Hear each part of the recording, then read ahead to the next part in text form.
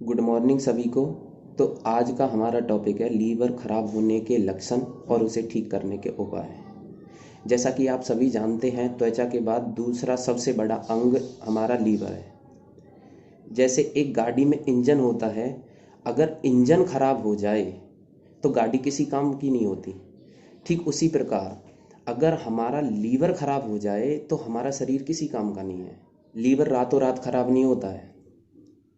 इसके कुछ सिम्टम्स होते हैं: healthy liver, fatty liver, liver cancer, liver failure, liver cirrhosis. तो अब हम बात करेंगे लीवर खराब होने के लक्षण। अगर किसी को भी ये लक्षण दिखाई दें तो वो उसे हल्के में ना ले। जैसा कि मैंने पहले भी बताया वीडियो में कि अगर गाड़ी का इंजन खराब हो जाए तो गाड़ी किसी काम की नहीं होती। ठीक उसी प्रकार अगर हमारा लीवर खराब हो जाए तो हमारा शरीर किसी काम नहीं होता। तो सबसे पहला होता है भूख कम लगना। नंबर 2, एकदम से वजन गिर जाना।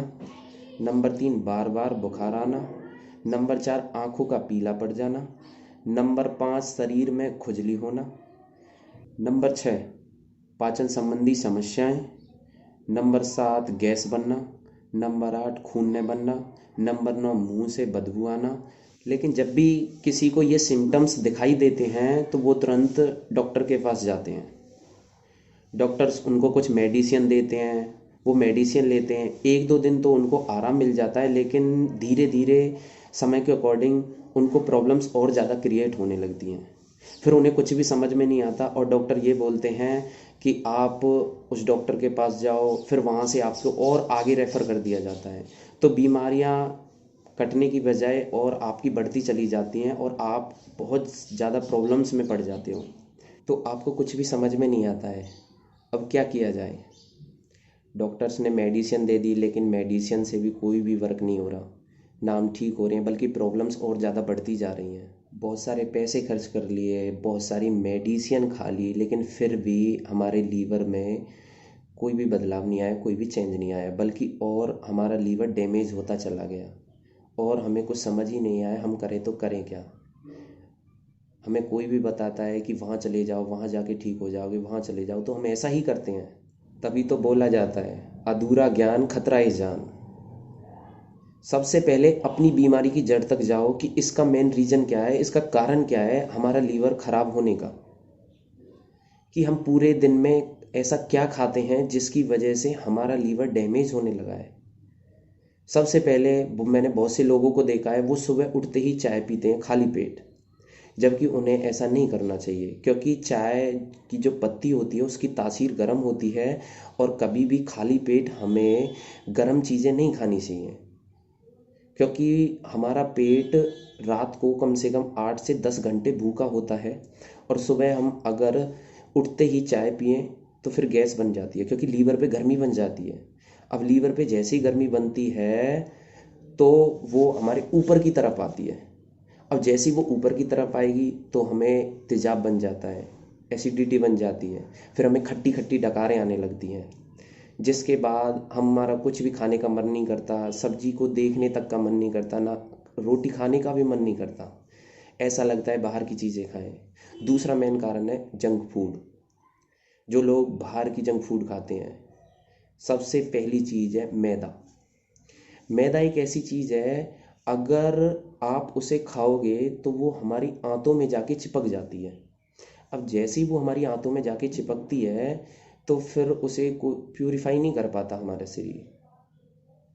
अब उसे डिटॉक्सिफाई करने के लिए हमें कुछ ऐसी चीज़ें खानी होती हैं जो कि हम नहीं खाते,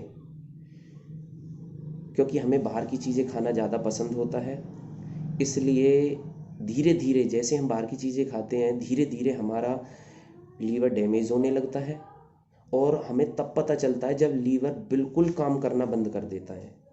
तो अब हम बातें करेंगे कि हम अपने लीवर को डिटॉक्सिफाई कैसे कर सकते हैं, हम अपने लीवर को बेटर कैसे बना सकते हैं, उसके लिए हमें क्या करना चाहिए। देखो, लीवर खराब होने का मुख्य कारण होता है बहुत बेकार चीज़ें खाना, खाना खाते ही पानी पी लेना, ज़्यादा क्वांटिटी में पानी नहीं पीना, फलों का सेवन नहीं करना, और ड्राई फ्रूट्स खाते हैं तो उसे भिगो कर नहीं खाना, और एक 8 से 10 घंटे हमारा पेट भूखा होता है और सुबह उठते ही हम खाना ना खा के कई बार ऐसे ही चले जाते हैं अपने काम पे।